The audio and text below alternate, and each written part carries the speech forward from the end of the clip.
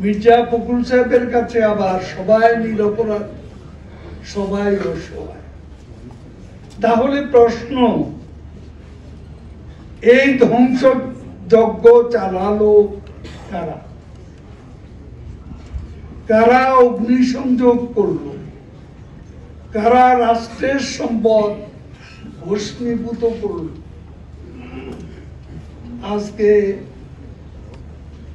বাংলাদেশে যে নারকীয় ধ্বংসযজ্ঞ চালানো হয়েছে, এগুলা কারা করেছে? আজকে কোথায় কোথায় সরকার ও আওয়ামী লীগকে দোষারোপ করা হয়। আমি পরিষ্কার বলতে চাই, এই ঘটনা প্রবাহে আমরা আওয়ামী লীগের লোকেরা, আমাদের কর্মীরা, আমরা আক্রান্ত, আমরা আক্রমণকারী ছিলাম না। এখন অপবাদ দেওয়া হচ্ছে আক্রান্তদের। আমরা তো আক্রান্ত ছিলাম, আমাদের হাতে অস্ত্র ছিল না। আজকে অনেকে বলেন এখানে পার্টির লোকজন কম ছিল, অনুপস্থিত ছিল। আমি বলতে চাই, আমাদের লোকজনকে তো আমরা অস্ত্র দিয়ে তাদেরকে সজ্জিত করে কোথাও অবস্থান নিতে বলি। আমরা তো আক্রান্ত হচ্ছি, নিরস্ত্ররা সশস্ত্র ব্যক্তিদের দ্বারা আক্রান্ত। আজকে সেতু ভবনের দিকে তাকা, বিটিভি ভবনের দিকে তাকা, মেট্রো রেলের দিকে তাকা, এলিভেটেড এক্সপ্রেসওয়ের দিকে তাকা, হানি ফ্লাইওভারের দিকে তাকা, 235টি থানা পুলিশ বক্স ভস্মীভূত হয়েছে, সেগুলোর দিকে তাকা। ফখরুল সাহেব, এগুলো কি আমরা করেছি? কারা এই নারকীয় বর্বরতার আশ্রয় নিয়েছে? তাদের সাথে আপনি জাতীয় ঐক্য করছেন। স্বাধীনতায় যারা বিশ্বাস করে না,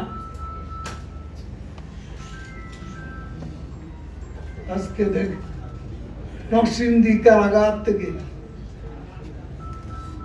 অস্ত্রাগারের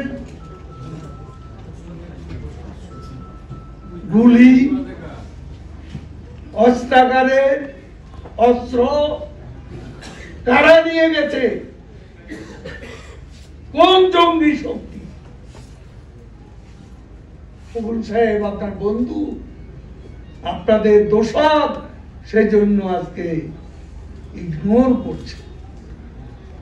সারা দেশ দেখেছে, জাতি দেখেছে কি করেছেন আপনারা নরসিংদী, কি করেছেন নারায়ণগঞ্জে, কি করেছেন গাজীপুরে, কি করেছেন চট্টগ্রামে।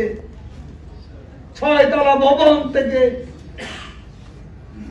কিভাবে ফেলে দেওয়া হয়েছে, আমাদের কর্মীদের হত্যা করে ঝুলিয়ে রাখা হয়েছে। এসব কি ফখরুল সাহেব আপনার চোখে পড়ে? মিথ্যা পেশাতি করছে। ছাত্র আন্দোলনে অনুপ্রবেশ করে আন্দোলনকে কারা হাইজ্যাক করছে? তারা শিক্ষার্থীদের ঢাল হিসাবে ব্যবহার করছে।